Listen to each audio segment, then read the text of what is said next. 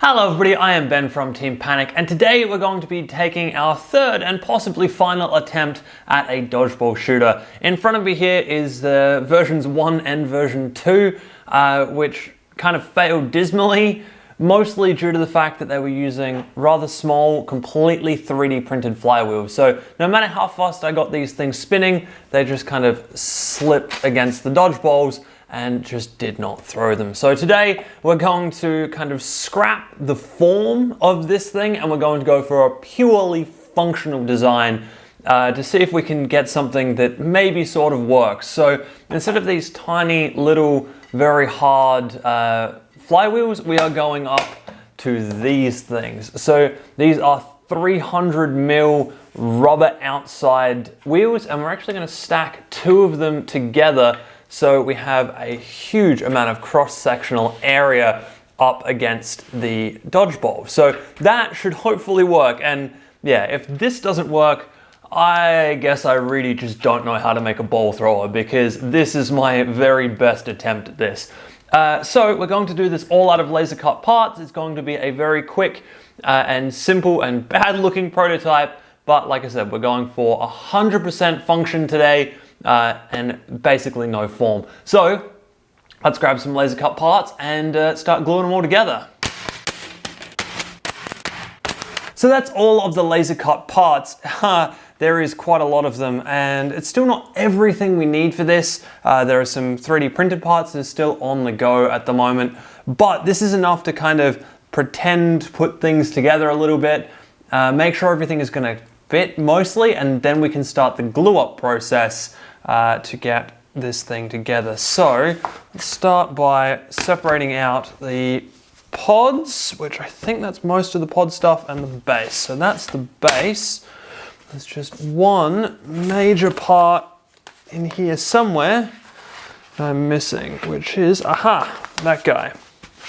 So as I think I said earlier, this is going to be rather ugly.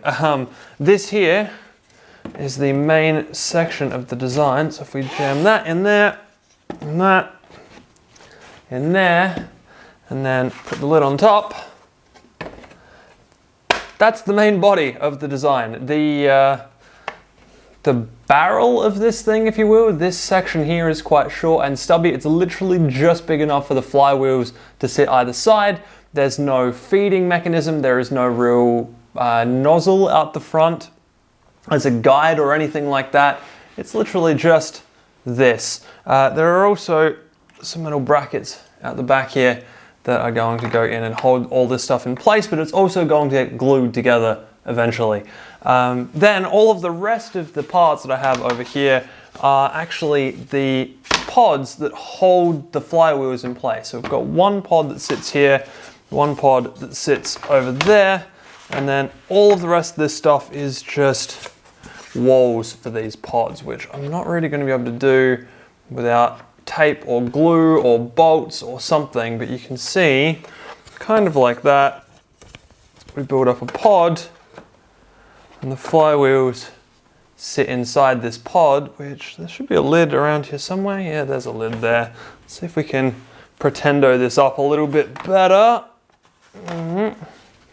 I don't know, I don't have 3 hands, so this may not work all that well. There we go, that one on that side. Can I get the lid on? I don't think I can. Well, we're just gonna try this anyway. We'll see if we can nope. Because everything's also at an angle because it's not actually bolted into the base plate. So that doesn't help matters any.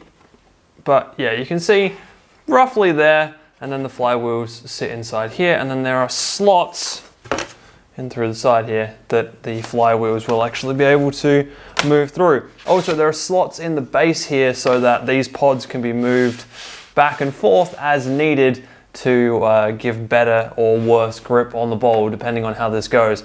Because hopefully, everything going well, we'll be able to grip the ball so tight we might actually be able to rip a ball in half. That would be a lot of fun. But obviously it's not the ultimate aim of this thing, so we'll see how we go with all of that.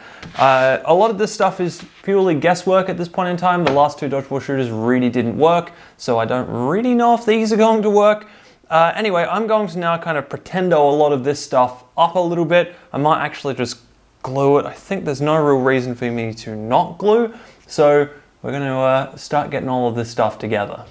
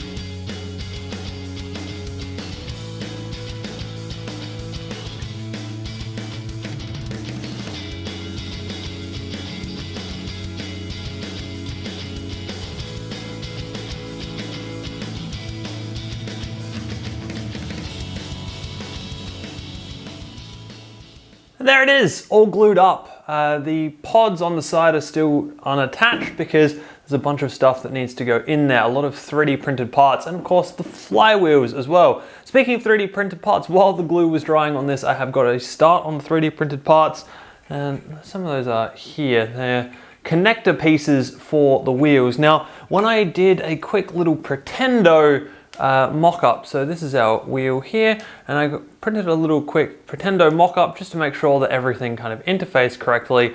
When I pushed it down, it snapped into place because there's a tiny, tiny little lip out here on this, the edge of this thing where the bearing has been pushed in. So we can actually use that lip to connect the wheels together, and we don't actually need to use any screws to hold all this stuff together.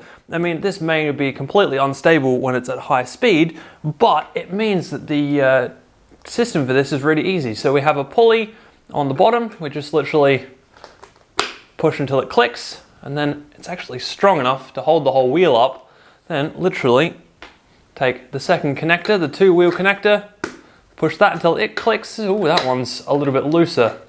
That's going to be interesting. Oh yeah, okay, that one might need a little bit of glue because that just pulls straight off. Hopefully the top one actually clicks in properly. Yeah, okay, there we go. That one's all right.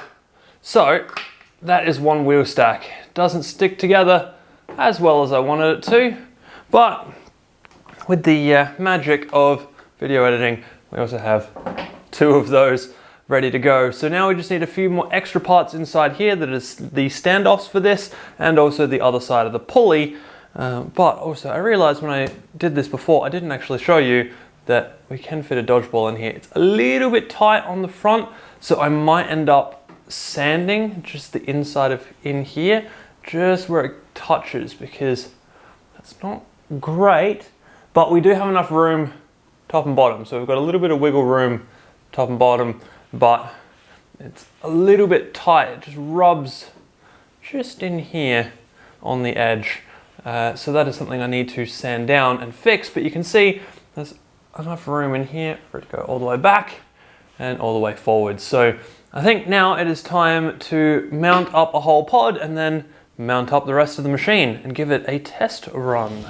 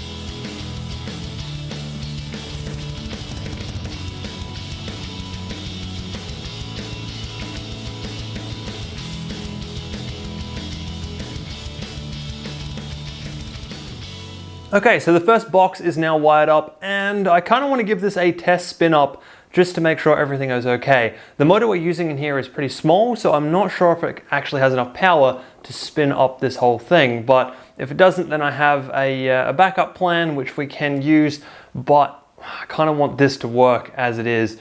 So we're going to power this thing up with less voltage than we're going to run in the final version, and we're only going to use a little bit of power out of our servo tester here, and we're going to see if we can get the wheels to spin up at all. If they do spin, that's great. If they don't, then we've got issues, but we're only going to go slowly to start with because I don't really fancy this thing getting up to full speed in my house. So we'll do the full speed test outside when the two pods are together on the actual base, and we're, not inside where we can break things in the back here.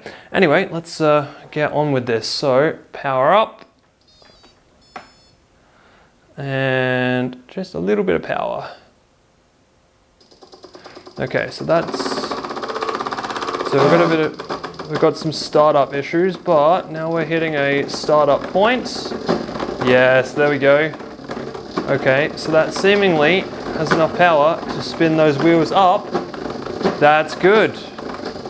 Okay, that's enough for now. That is 20% power. And when it gets going, wow, that's actually doing a pretty good job. Okay, that's definitely enough for now. We might need to tension that belt up a little bit. It sounded like it was slipping, but that was a good first test. All right, let's get the other pod made up and we can keep going.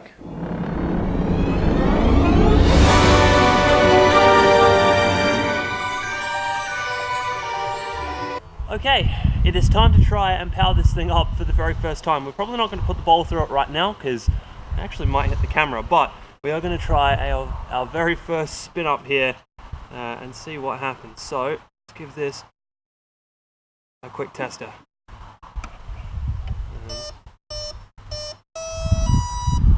Alright, I think that was both of those. That's...